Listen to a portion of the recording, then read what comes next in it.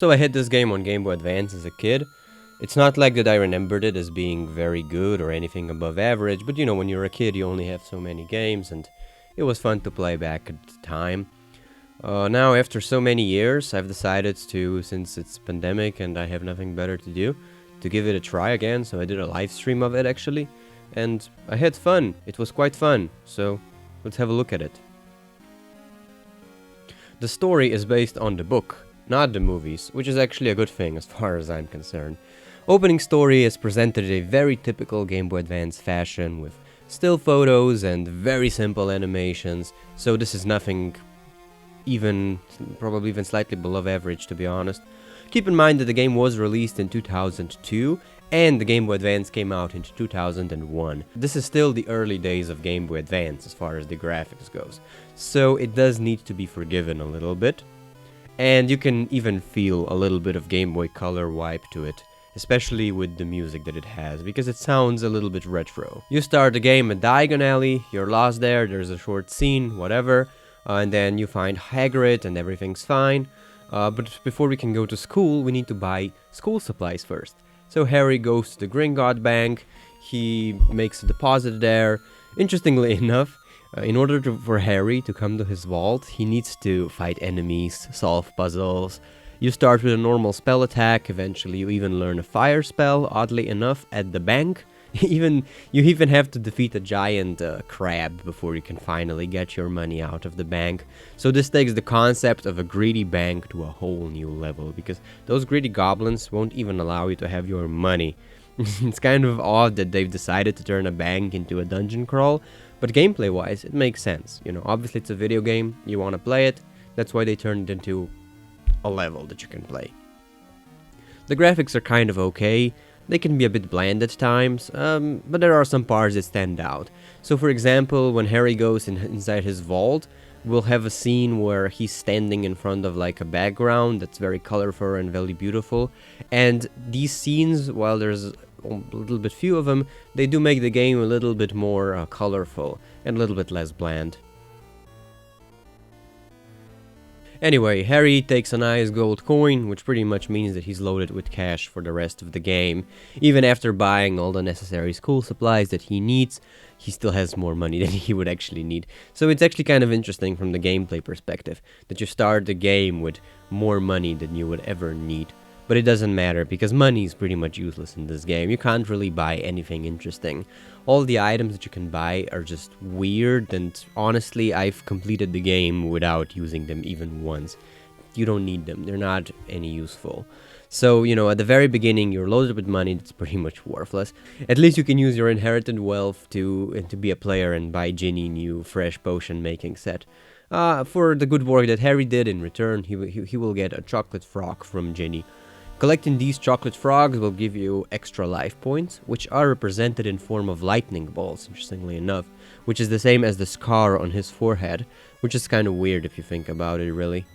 But these life points are actually not that important. Very rarely will enemies actually threaten your life. They're not that strong because you have a good long-range magic attack and you can take them out from afar pretty easily. After doing some stupid little quests and some story elements being introduced, Harry can then finally go to Hogwarts with his flying magic car. When you get to Hogwarts, this is where the game starts to become really repetitive. You talk to people, so the abridged version of the story is here, but you can only talk to people when it's like part of a scripted campaign. Other than that, Hogwarts is completely empty. There's no NPCs walking around Hogwarts, around the Great Hall, nobody's going to class, nobody's hanging out in the common room, nobody. It's empty. So all you do for the most of the game is just walk around doing dungeon crawling. You're pressing switches, you're fighting enemies. That's what you usually do, and after you do the dungeon crawl, you'll go back to the story, you'll read some scripted events, and occasionally you will learn spells, which are part of the Hogwarts school curriculum, but the spells are pretty bland in this game. All the spells that you learn at Hogwarts will only allow you to open doors and access new areas of the game, like nothing fun or anything that you could use in a battle. It's really boring. You could just as well skip all of those spells and replace them with a key or something like that, and gameplay wise it would be pretty much the same. You can also collect points for the schoolhouse competition. Basically, the house with most points will get a great honor if they win, just like it was in the book or in the movies. And I guess you can do that. And this basically means gameplay-wise that some levels will give you extra points for Gryffindor if you do well, and sometimes if you're gonna be somewhere that you're not supposed to be, if you get caught, they will take points away from Gryffindor. So this thus raises the stake a little bit as a gameplay mechanic, but the payoff is kind of unsatisfying. The part that stands out the most are the flying levels. These make the game a little bit more interesting, so it's not just about dungeon crawling and the abridged story from the book that the players are already likely to be familiar with if they're playing this. These levels feature multiple modes actually, so the first one you will just fly through the rings, the second one you will be catching a butterfly, and the final is sort of a mixture of these two. You will be playing Quidditch, as like in the story. These levels showcase the Game Boy Advance's graphical capabilities a little bit. It's quite a nice breath of fresh air seeing our hero in a 3D colorful environment, as opposed to all of the other grey, dull looking dungeons in the game. Not to complain about the graphics too much, there are nice details, you have dripping water, some smoke animations, but everything just looks the same. It's too much of the same, to be honest. The school is so bland. There's some parts that actually look like an actual school, but pretty much 80% of the interior is just a dungeon crawl level. Only the bare minimum is presented to look like an actual school. The hospital wing might probably be the best example. The first room looks like an actual hospital that you would expect to be, but the 80% of the hospital wing, then from there on, is just an endless dungeon that doesn't really work or function or look like an actual hospital would.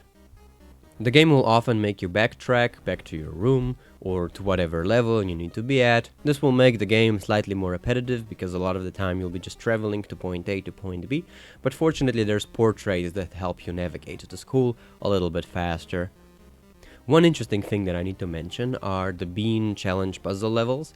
So these are nothing special, you basically jump around platforms and avoid enemies to collect beans to basically get all of them. But the interesting thing is that these feature an interesting rotating background which attempts to make you dizzy as you jump on the platforms. Now it's not executed all that well, but I gotta say that it's quite a unique idea that I haven't seen anywhere else on the Game Boy Advance. So just like in the book, the main characters will try to make a potion that makes them look like Slytherin members so they can get information.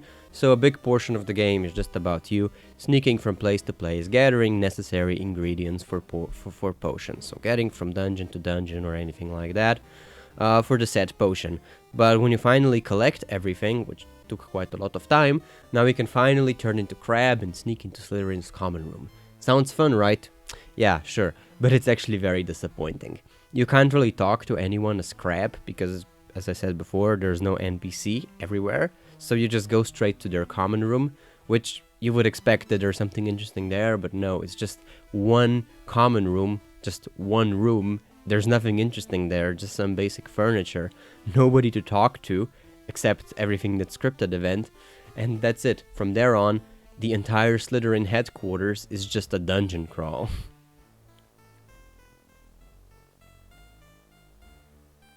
Anyway, the final level finally focuses on going in the Chamber of Secret, just like it happened in the book. So in the Chamber of Secret, we find poor Ginny lying unconscious.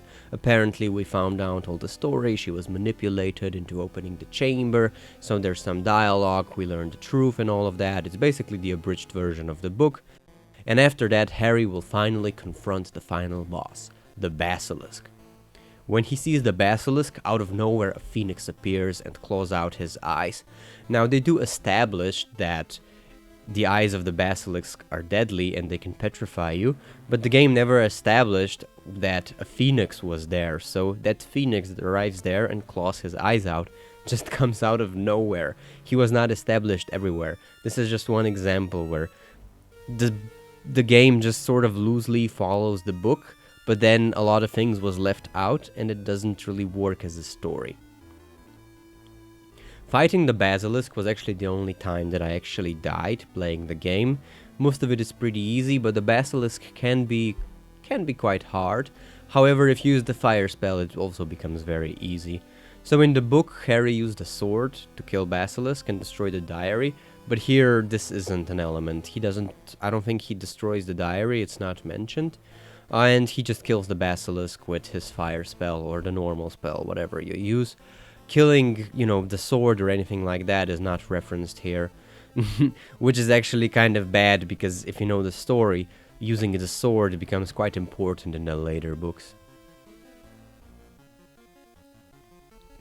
The ending is just as bland as humanly possible. Harry comes back to Ginny, she wakes up, also Ron happens to arrive there. It's not explained how he managed to get through the stones that blocked him before. So we get some conversation that's a breached version of the book again, and then we get a still image of everyone being in the Great Hall, everything is summoned there. They sum up all the story that happened in a couple of lines of text, and then the winner of the school cup will be announced. So if it's Gryffindor, the flags will turn red, and everyone will throw their hats into the air. And that's it. Then the credits roll, and that's all you get. There's very little replay value to this game. There's no alternative paths or anything like these. There is, however, some stuff to collect. You can, for example, collect all the red beans. Collecting all of these will give you a bonus sliding puzzle, so that's pretty much all there is to it. But it's nothing special because there's only 3 images on it to connect, whatever, like it's not anything special. You don't actually get anything playing the game the second time, no new content, no nothing, so you can just go back and try to collect everything that you missed before and get very unsatisfying rewards for it.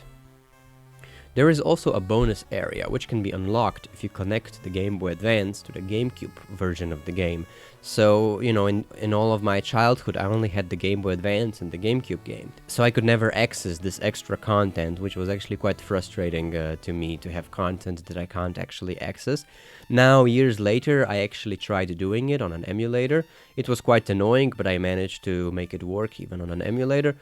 But honestly, it's totally not worth it. It's such a disappointment. On the Game Boy Advance, all you get is a very small area with cool looking white wolves and 1 wizard card. But that's all you get there. That actually means that you can't collect all of the wizard cards without doing the connection to GameCube, which is also actually extremely disappointing. I also need to mention the music a little bit. The game has the book license, not the film license, which means that the soundtrack here is original and isn't borrowed from the movies. My opinion on the soundtrack is kinda two-sided. I like some of the tracks, they're quite memorable, especially having nostalgia for it. But on the other hand, a lot of the tracks will repeat very often, and you're just gonna get tired of them. They shouldn't repeat as much. That's basically my biggest criticism of it. I gotta say, I do like the opening theme. The idea of having a theme that replaces the classic Harry Potter movie theme sounds pretty much impossible, but they did it pretty well here in this game. And the Quidditch theme is also kinda nice.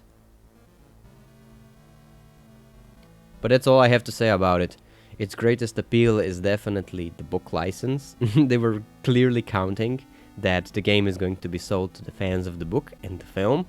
And without the license, nobody would remember this game. I don't think that anyone would have any nostalgia for it. But despite the numerous flaws, quite a lot of people, including myself, they seem to have nostalgia memories of it. So maybe if you played it as a kid, it might be worth to check it out again. It's not a very long game. It can be beaten in a probably, you know, in a reasonable short time, and it doesn't drag all that too long. So for the nostalgia factor, it's worth it, check it out. But without the nostalgia factor, honestly, there's no point of playing it. It's worthless.